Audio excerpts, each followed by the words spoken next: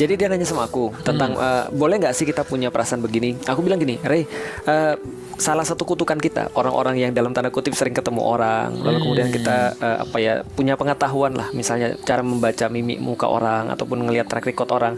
Jadi itu salah satu kutukannya itu kita nggak bisa lepas dari itu. Aku bilang. Jadi ketika kita nilai sesuatu pasti berdasarkan track record dan itu wajar menurutku. Oke. Nah, cuman aku bilang tidak jadi untuk mengurangi nilai dia sebagai seorang muslim. Jadi kalau misalnya ada seseorang sudah bersyahadat misalnya, maka kita nggak lihat lagi apa yang di dalam hatinya. Yang kita lihat cuma perkataannya aja. Ketika dia sudah bersyahadat asyhadu an la ilaha illallah asyhadu anna muhammadar rasulullah, maka dia adalah muslim dan dia mendapatkan hak-hak sebagaimana muslim. Lalu aku kasih tau lah, pernah terjadi satu waktu ada sahabat yang pernah melakukan judging itu. Namanya Usama bin Zaid. Usama bin Zaid ini anak kesayangan Nabi, bahkan dianggap anak angkatnya Nabi Muhammad. Karena bapaknya Usama bin Zaid namanya Zaid bin Haritsah, ini benar-benar anak angkatnya Nabi. Nah, jadi saking kemudian Nabi itu senang sama dia, pokoknya sudah well known lah bahwasanya Nabi punya sikap khusus terhadap Usama ini. Nah, Usama ini suatu waktu ketika Futuh Makkah ada yang mau kemudian perang sama dia mau dibunuh sama orang dan dia menang melawan dia secara fight one by one. Pas mau dibaca, ini orang syahadat, asyhadu an la ilaha illallah asyhadu anna muhammadar rasulullah. Di saat tertekan. Nah, ini mewakili Usama bin Zaid nih. Oke. Sama Usama diapain?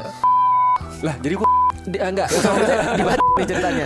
Nah, ketika sudah di karena tadi dia cara berpikirnya sama kayak Ray. Karena Ray melihat kan, oh ini kenapa dia mengucapkan ini? Ada ceritanya dong, dia takut mati nih.